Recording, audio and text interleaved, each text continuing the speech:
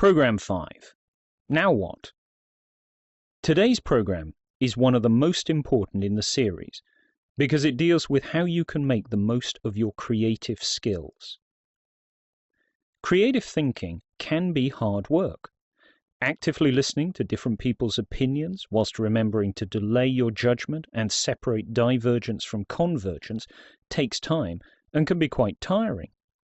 You may even be asking yourself, is it really worth it? And the answer to that question is, it depends. And what it depends upon is the results you achieve. Imagine that tomorrow you accidentally oversleep and wake up finding yourself late for work. You're about to rush out of the door when you realize that you're actually quite hungry and need to get some food. Now at this point you have a choice.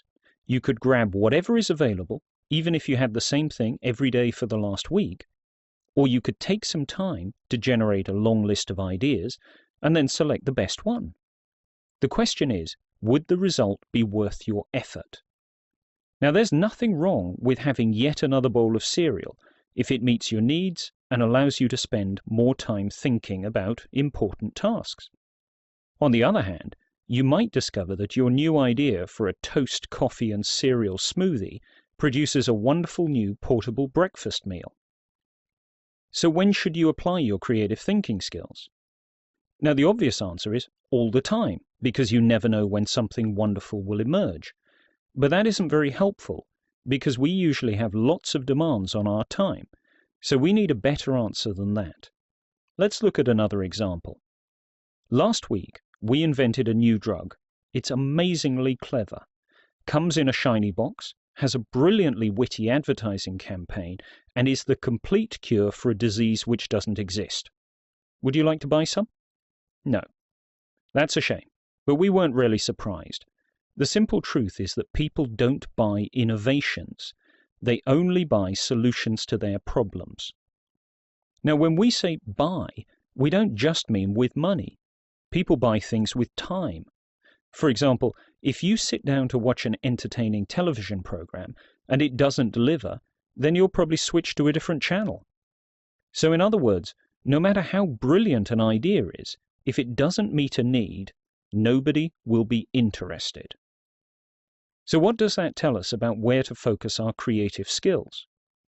Well, the simple answer is that instead of looking for ideas, we should be looking for interesting problems. Problems, whether they're ours or someone else's, tell us about needs. And if we understand a need, it's much easier to develop good solutions. So does that mean that all problems are equally good candidates for our creative efforts? No. Let's take a different example. Every business in the world needs to manage its money. If it can't do this accurately, it will probably not be a business for long. If you were running a business, you could sit down and try to dream up a new way of recording all your transactions. You could come up with a wonderfully creative set of ideas for doing accounting. But the question you have to ask yourself is, so what? What difference would it make to your business if you did the accounts one way or another? Would it help you sell more, or would it perhaps help you save money? The answer is probably not. The rules of accounting were defined many centuries ago by an Italian monk called Luca Pacioli. They've worked very well ever since. Now that might sound like an argument for not changing anything that works well. But that's not the case. What we're saying is that you have to focus your creative attention on those problems which might give you the biggest return. Let's go back to your breakfast example. You were in a rush, you needed some food. The benefit to you of spending a lot of time on creating interesting alternatives was fairly low. You had a solution which was good enough.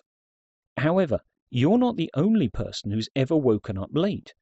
In fact, oversleeping and rushing through breakfast is a problem shared by millions of people. That makes it a very interesting problem, and one which could be well worth some creative thought.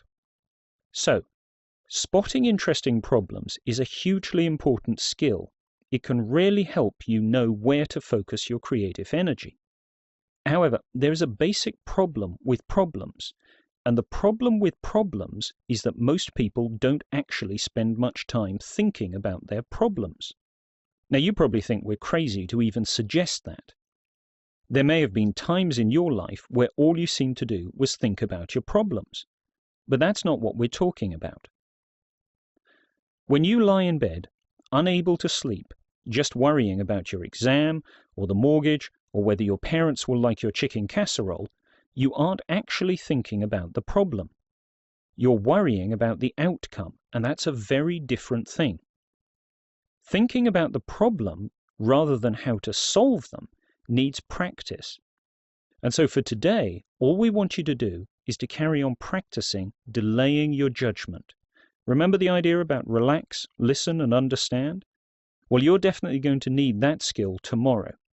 So just keep practicing it today, and tomorrow we'll look at how to find interesting problems and turn them into opportunities. See you tomorrow.